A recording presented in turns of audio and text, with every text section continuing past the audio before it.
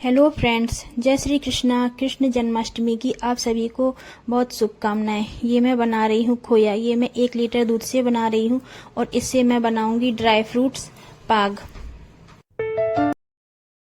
ये मैंने 1 कटोरी मूंगफली दाना लिया है और इनको हम कढ़ाई में डाल के बिल्कुल स्लो फ्लेम पर रोस्ट करेंगे और इनसे हम बनाएंगे शक्कर पाग।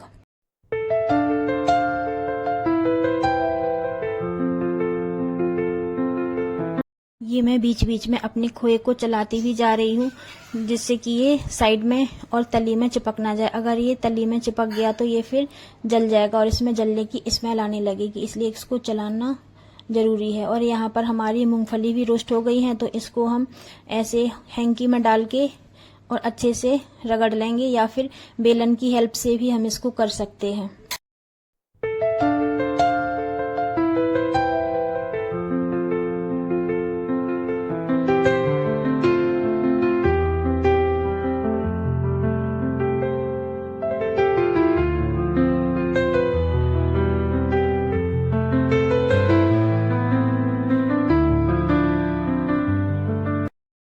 अब बेलन से हमने इनको रोल कर लिया है और इस तरह से हम इनके छिलकों को अलग कर लेंगे और मूंगफली दाने को अलग करके रख लेंगे। अब यहाँ पर हमने नारियल लिया हुआ, इसको भी हम घी में फ्राई करेंगे। बिल्कुल स्लो फ्लेम पर हमें इसको फ्राई करना है, नहीं तो ये जल जाएगा।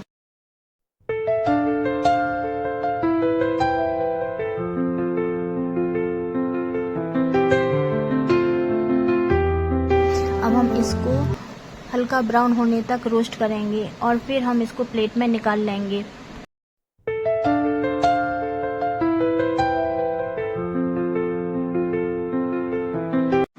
अब हम कढ़ाई में थोड़ा और घी ऐड करेंगे और इसमें काजू, बादाम और किशमिश को भी रोस्ट कर लेंगे। मैंने इनको डीप फ्राई किया है, आप इनको सैलो फ्राई भी कर सकते हैं। मैंने इनको एक साथ ही डीप फ्राई कर लिया था। आप चाहें तो काजू, बादाम और किशमिश को अलग अलग फ्राई कर सकते हैं।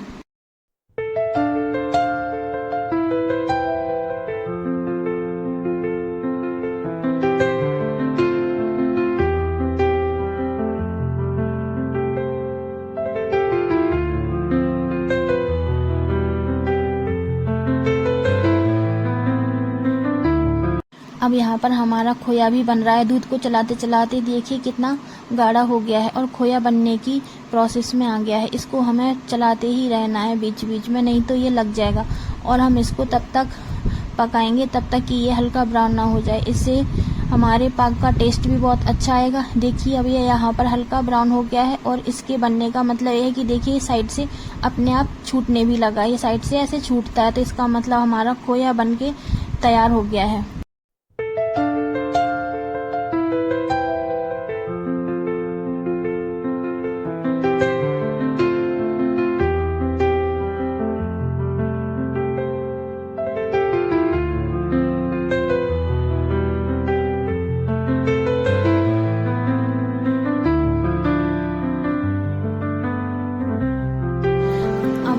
पर मेलन सीड्स को भी सैलो फ्राई करेंगे। मैंने यहाँ पर इनको डीप फ्राई किया है, आप चाहें तो इनको सैलो फ्राई भी कर सकते हैं। इनको निकालने के बाद में फिर हमने मखाना लिया है और उनको बिल्कुल ही स्लो फ्लेम पर मखाना को रोस्ट करेंगे। मखाना को बिल्कुल ही स्लो फ्लेम पर रोस्ट करेंगे जब तक कि एकदम ही क्रिस्पी ना हो जाए। अब यहाँ पर हमने 1.5 कटोरी शुगर ली है और 1 कटोरी इसमें हमने पानी डाला है। आप किसी कप से भी मेजर कर सकते हैं, मैंने यहाँ पे कटोरी से किया है मेजर। अगर आप इसमें 1.5 कटोरी चीनी ले रहे हैं तो 1 कटोरी इसमें पानी डालना है। और जब हम इसको चाशनी को पाक के लिए तैयार करेंगे तो हम इसको बिल्कुल ही धीरे धीरे पकाएंगे।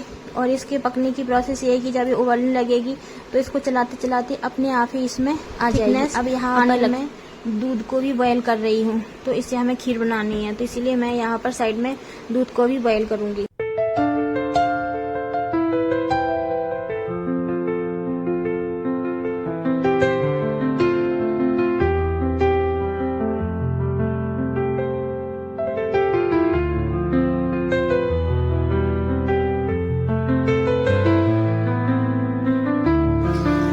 पर हमारी चाशनी बिल्कुल तैयार हो गई है। आप देख सकते हैं कि ये कितनी गाढ़ी हो गई है। तो आधी चाशनी को हम खोया पाक के लिए निकाल लेंगे और आधी चाशनी से हम मूंगफली दाना और नारियल का पाक तैयार करेंगे। चाशनी बनने पाक के लिए चाशनी ही मेन होती है, नहीं तो ये अच्छे से सेट नहीं होगा पाक और गीला गीला रहेगा। तो यहाँ पर मैंने अच्छे सी चाशनी को बना लिया है। जब हम इसको चलाएंगे तो साइड से इसमें चीनी सी हल्की हल्की जमने लगती है। इसका मतलब कि पाक के लिए हमारी चाशनी बिल्कुल तैयार है। अब इसमें हमने जो मूंगफली दाना भून रखा था इसमें उसको डालेंगे और जो नारियल भी डीप फ्राई करके रखा हुआ था उसको भी हम इसमें डालेंगे और अच्छे से चलाएंगे।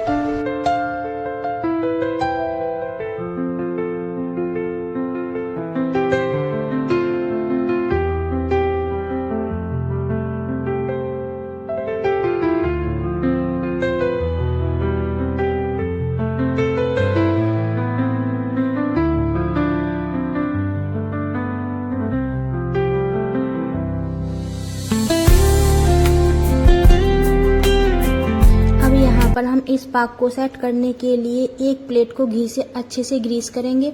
तो मैं यहाँ पर एक प्लेट को घी से अच्छे से ग्रीस कर लिया है और अब इस पाक को इसमें सेट करेंगे। तो यहाँ पर देखिए हमारा ये पाक कितने अच्छे तरीके से सेट हो गया है और इसमें एक्स्ट्रा शुगर है वो नीचे ही रह गई है। आप इसको और किसी में यूज कर सकते हैं।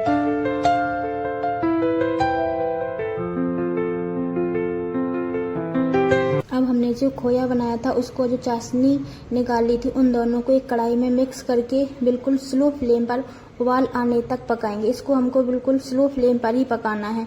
फिर जो हमने जो काजू किशमिश बादाम मखाना को डीप फ्राई किया हुआ था उनको मिक्सी में डाल के हम एक पाउडर बना लेंगे, पाउडर तैयार कर लेंगे और उसको इस मिक्सचर में ऐड कर देंगे।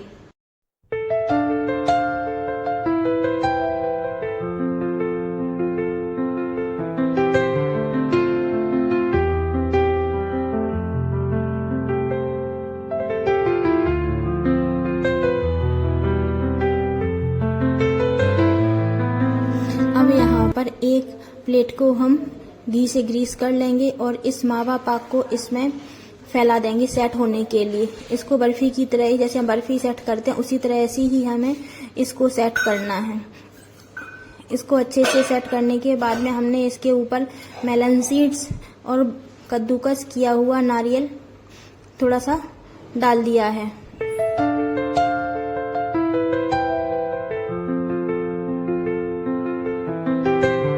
अब हम यहाँ पर बनाएंगे गुड़ और ड्राई फ्रूट्स का पाक। तो यहाँ पर मैंने 2 डली गुड़ लिया है और उसको छोटे छोटे टुकड़ों में तोड़ लिया है। आप चाहें तो इसको कद्दूकस भी कर सकते हैं। फिर मैंने इसमें 2 टेबल स्पून घी डाल के बिल्कुल ही स्लो फ्लेम पर इसकी चाशनी तैयार करनी है। फिर अपनी चॉइस के ड्राई फ्रूट्स इसमें ऐड करेंगे डीप फ्राई करके। तो मैंने यहाँ पे काजू किशमिश बादाम अखरोट नारियल मखाना पंपकिन सीड्स मेलन सीड्स इन सबको रोस्ट करके इनको इसी गुड़ में ऐड कर दिया है। हमारे यहाँ पर इस गुड़ को जब बच्चा होते हैं तो माँ को छठी तक यही गुड़ खिलाया जाता है। और आज जन्माष्टमी है तो हमारे यहाँ पर इसको ज़रूर बनाते हैं। बच्चा होने के बाद माँ को जब मैं ये ड्राई फ्रूट्स वाला गुड़ खिलाते हैं तो बॉडी में बहुत ताकत आती है और माँ की रिकवरी भी जल्दी होती है।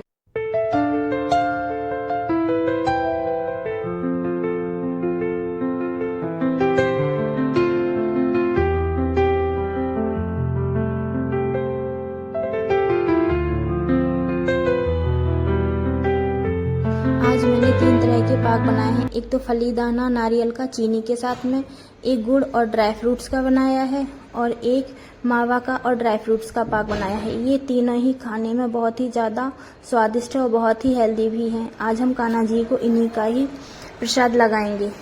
आप इनको चाहें तो बच्चों को लंच बॉक्स में भी रख के दे सकते हैं। ये बहुत ही ज़्यादा हेल्दी हैं और इनसे बहुत ज़्यादा एनर्जी भी बच्चों को मिलेगी।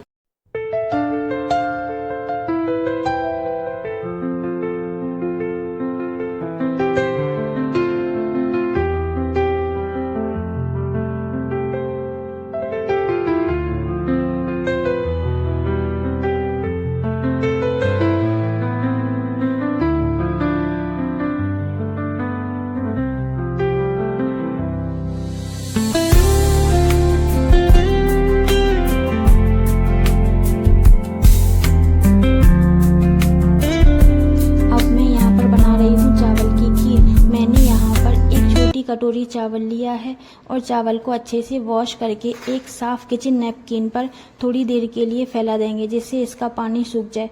फिर हम चावल को 2 टेबलस्पून घी डालकर भून लेंगे। बिल्कुल स्लो फ्लेम पर हम इसको भूनेंगे। फिर मैंने यहाँ पर लिया है 1 लीटर फुल क्रीम मिल्क। जब मिल्क में उबाल आने लगेगा तो हम चावल को इसमें डाल देंगे और बिल्कुल स्लो फ्लेम पर हम पकाएंगे जिससे हमारी खीर बहुत ही ज़्यादा क्रीमी बनेगी।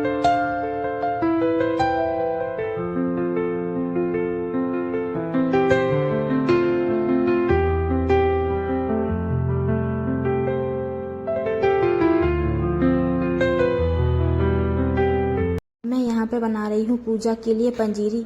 तो मैंने यहाँ पे 1.25 कटोरी गेहूं का आटा लिया है। हमारे यहाँ सवैया में ही पंजीरी को बनाते हैं। तो मैंने यहाँ पे 1.25 कटोरी गेहूं का आटा लिया है और उसमें घी डाला है 4 चम्मच और इसको बिल्कुल ही स्लो फ्लेम पर हम सुनहरा होने तक भूनेंगे।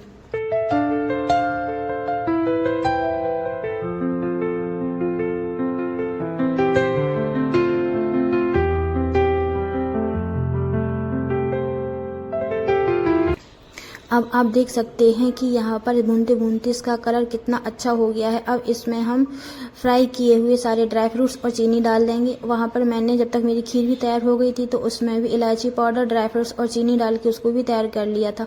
अब यहाँ पर मैंने लगाया है पूड़ियों के लिए आटा। तो यहाँ पर मैं बना रही हूँ पूजा के लिए पूड़ियाँ।